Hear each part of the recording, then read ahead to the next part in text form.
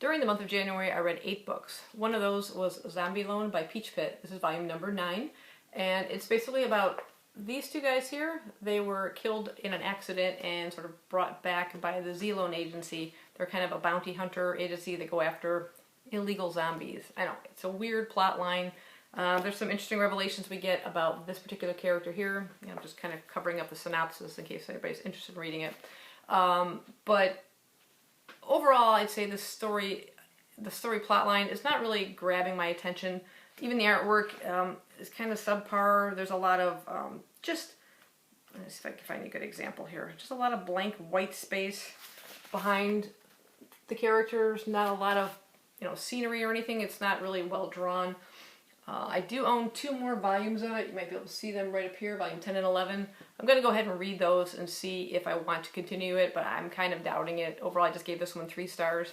That's pretty much where most of the series has been. Next, I read Attack on Titan volume 20 by Hajime Isayama. This is the latest volume to be released, so I'm all caught up at least with it. And this series has been a 5-star all the way across. Really great world building, character development within it. Lots of action and drama, lots of sad moments, including this one where we lose another major character.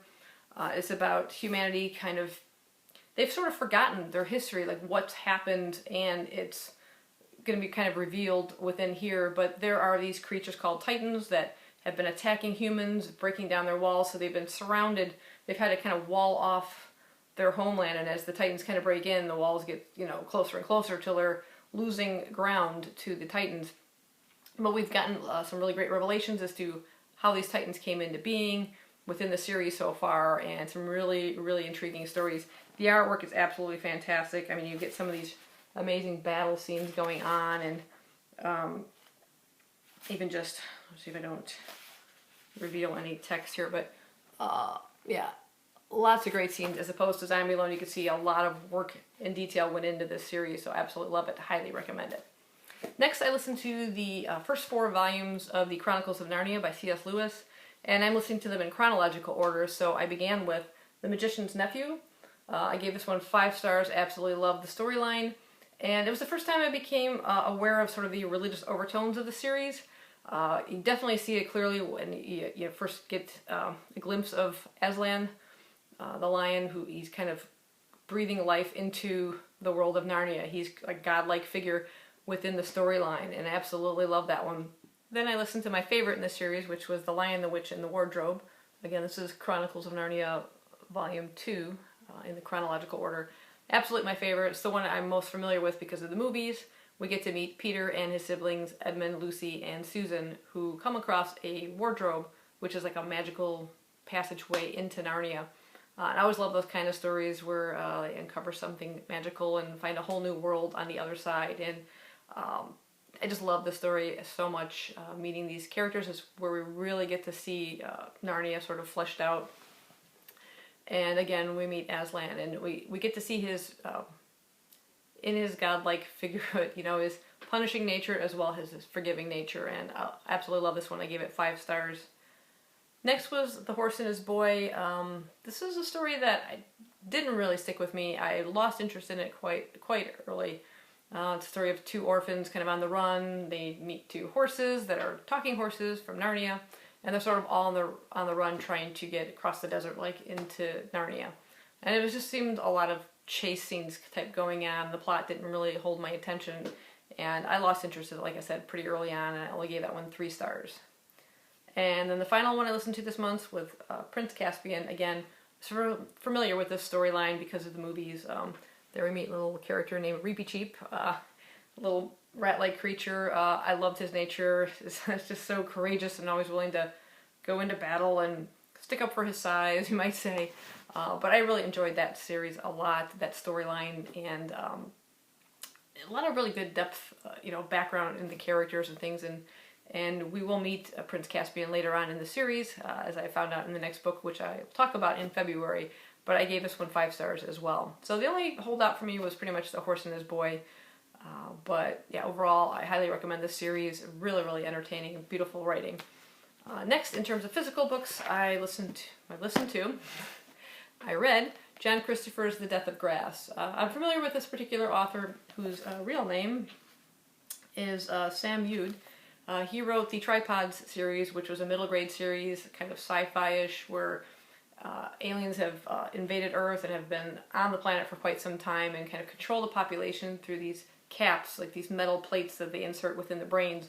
And people are given these caps in like a ceremony when they reach a certain age. And it was a really, really great series. I'm looking forward to kind of tracking down some copies of that series and rereading it because it's been quite some time.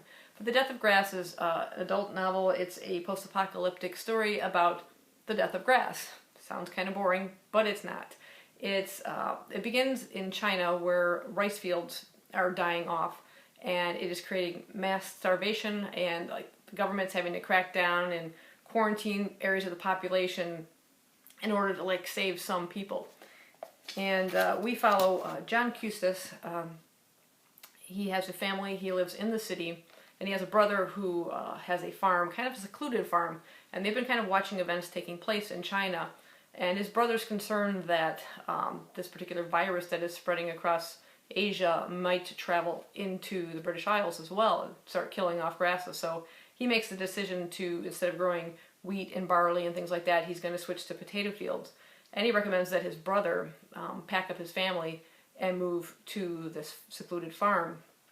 John doesn't see the immediate need for that, or kind of doubts that it'll go that far, but he does keep it in the back of his mind to the point where he almost leaves it too late and has to make a major escape out of the city. He, along with another friend of his and his family, end up traveling together. And it's a typical kind of post-apocalyptic story at that point where, you're going to meet a lot of evil, bad people who are going to take what they want. And you're following our characters, and there's some pretty gruesome events that they have to, put up with. But as you're reading this, you kind of see the decline in morality and humanity, even within our main characters, as there becomes a sort of us or them mentality, and quite shocking, even up to the very end of the book. And it real thin little volume, but really, really grabbed my attention, and a really great story, and I gave it 4 stars. The last book I read in the month of January was Kate Atkinson's debut novel, which was Behind the Scenes at the Museum. I was familiar with this author from Life After Life and A God in Ruins, 2 of her other books, which I absolutely loved. And this particular one is an odd little book.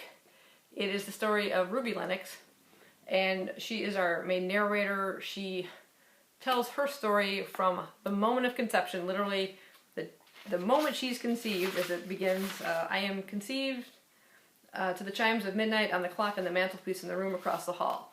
She is instantly all-knowing of events around her outside the womb, in her mom's mind and dreams she's having, and the story is told from her conception all the way through to her adult life.